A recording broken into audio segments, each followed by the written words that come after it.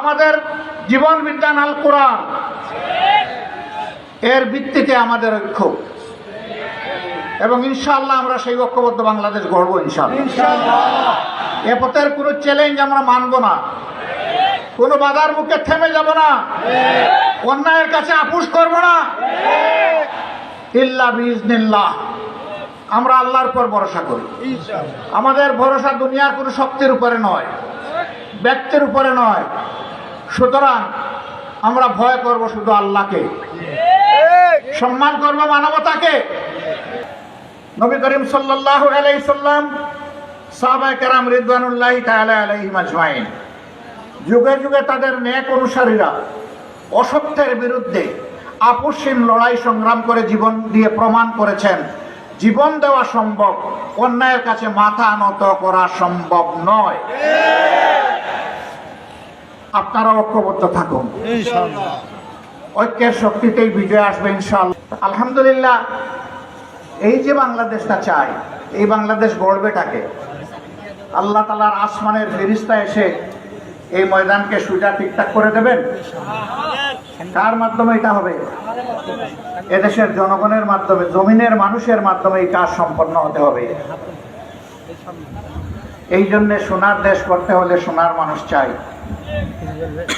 সমাজে ন্যায় বিচার কায়েম করতে হলে আগে নিজের উপর ইনসাফ করতে হবে। নিজের উপর ইনসাফ করার মানে হচ্ছে আমার উপর আমার শরীরের যে হক আছে, আমার পরিবারের যে হক আছে, আমার প্রতিবেশীর যে হক আছে, আমার আত্মীয় স্বজনের যে হক আছে, আমার সমাজের যে হক আছে, আমার দেশবাসীর যে হক আছে, আমি সেই হকের ব্যাপারে ইনসাফ করছি কিনা। এই ইনসাফ করতে হলে আল্লাহ তাআলাকে ভয় করতে হবে। সম্মানিত ভাইয়েরা, আল্লাহর ভয়ের যে হৃদয় সিক্ত থাকে, ওই মানুষটি কখনো মানুষের জীবন, ইজ্জত এবং সম্পদের উপর হাত দিতে পারে না। বরঞ্চ প্রত্যেকটি মানুষ সেই সমাজে পরস্পরের জীবন, ইজ্জত এবং সম্পদের পাহারাদার হয়ে যায়। সমাজের বিচার প্রভাবশালীদের জন্য এক ধরনের, আর সাধারণ মানুষের জন্য আরেক ধরনের। এটি ওই সমাজে চলবে না, এটা অচল।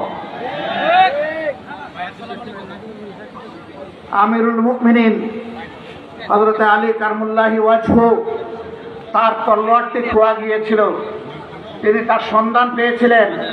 যার কাছে এই তলোয়ারের সন্ধান পেয়েছিলেন, তার বিরুদ্ধে তিনি প্রধান বিচারপতির আদালতে তলোয়ার ফিরে পাওয়ার জন্য মামলা করেছিলেন।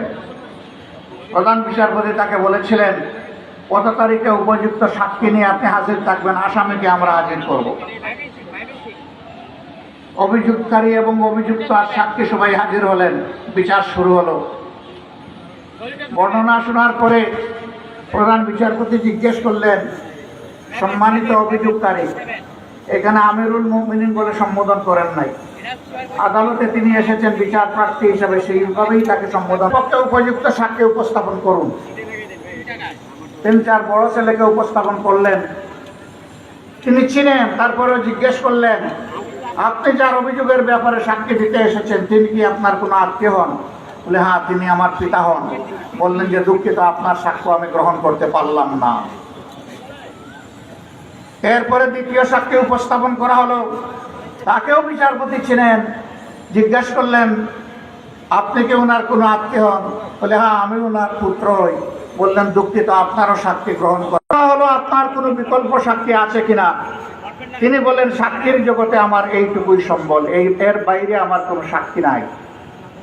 বিচারপতি রায় দিলেন, আপনার অভিযোগ খারিজ হয়ে গেল, আপনার দাবি প্রতিষ্ঠিত হলো না, আপনি মামলায় জয়লাভ করতে পারলেন না। বিচারে সন্তুষ্ট হয়ে, উনি কি জানেন না যে আপনি মিথ্যা বলতে পারেন না? উনি কি জানেন না যে আমরাও কোনো মিথ্যা সাক্ষ্য দিতে এখানে আসিনি? বললেন, বাবা, এটাই ইসলামের ইনসাফ। এটা শুধু আমার জন্য নয়, সকলের জন্য এটাই প্রতিষ্ঠিত। সন্তুষ্ট চিত্তে বাপ বেটা চলে যাচ্ছেন। অভিযুক্ত ব্যক্তিটি দৌড়ে গিয়ে বলতেছেন, হে প্রধান বিচারপতি, আমাকে একটু কথা বলার সুযোগ দেন। তিনি বলতেছেন, আপনার আবার কিসের কথা? আপনার বিরুদ্ধে অভিযোগ তো খারিজ হয়ে গেছে, আর কি কথা থাকতে পারে? বলে এখানেই আমার কথা। বলে এখানেই আপনার কথা? বলে হ্যাঁ, এই জায়গায় আমার কথা। তো বলুন কি কথা? আমি সাক্ষী দিচ্ছি এই তলোয়ারটি আমিরুল মুমিনিনের। তার তলোয়ার তাকে দিন, যেভাবেই হোক অন্যায়ভাবেই তলোয়ার আমার হাতে এসেছে। আবার আমিরুল মুমিনিনকে ফিরিয়ে আনা হলো। বললেন যে এই তলোয়ারের এখন যে ধারক বাহক সে তো সাক্ষী দিচ্ছে এই তলোয়ার আপনার, আমার কিছু করার নাই, এই তলোয়ার আপনি নিয়ে যান। এই ব্যক্তিটি চিন্তা করলো, সে একজন অমুসলিম ছিল, যেই জীবন বিধান তার রাষ্ট্রের শাসনকর্তাকেও সামান্য আনুকূল্য দেখায় না, আমি কেন সেই জীবন বিধানের বাইরে থাকবো? আমিও ইসলাম কবুল করব। তলোয়ার আপনারটা আপনি নেন, আর আল্লাহ তাআলা আমার পাওনা ইমানটা আমাকে দিয়ে দেন মেহেরবানি করে। তাই হবে ইনশাআল্লাহ।